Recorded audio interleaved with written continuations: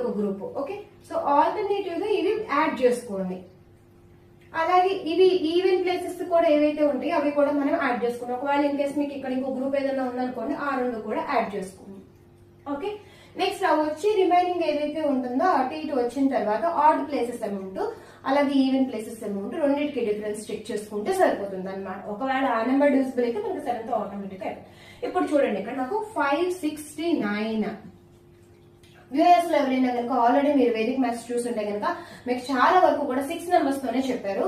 ఇక్కడ నేను 7 నెంబర్స్ తో చెప్తున్నాను చూడండి క్లియర్ గా. ఓకే, సో ఇలా నేను 3 నెంబర్స్ తో అయితే నేను గ్రూప్స్ చేసేసుకున్నాను. 3 నెంబర్స్ అండ్ ఇక్కడ నాకైతే ఒక నెంబరే వచ్చింది. ఓకే, అక్కడ మీకు ఎంత ఉందనేది అనవసరం. ఓకే, మీరు ఆ ప్లేసెస్ లో ఉన్న వాటిని అయితే కనుక యాడ్ చేసుకోండి. సో 569 ప్లస్ 1 మొత్తం యాడ్ చేస్తే ఎంత వస్తుంది? 570 వస్తుంది. అండ్ అలాగే ఇక్కడ ఈ ప్లేస్ లో ఇది ఈవెన్ ప్లేస్ కదా, ఇంకా మనకి ఇక్కడ ఏ నెంబర్స్ లేవు అనమాట. సో ఇక్కడ మనకు ఉన్నది ఓన్లీ ఒక నెంబరే.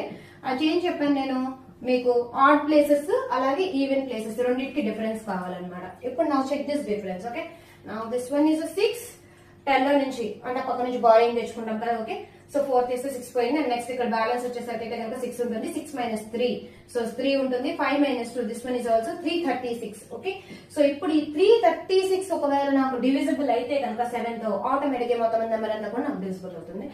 ఓకే, చెక్ చేద్దాం ఒకసారి.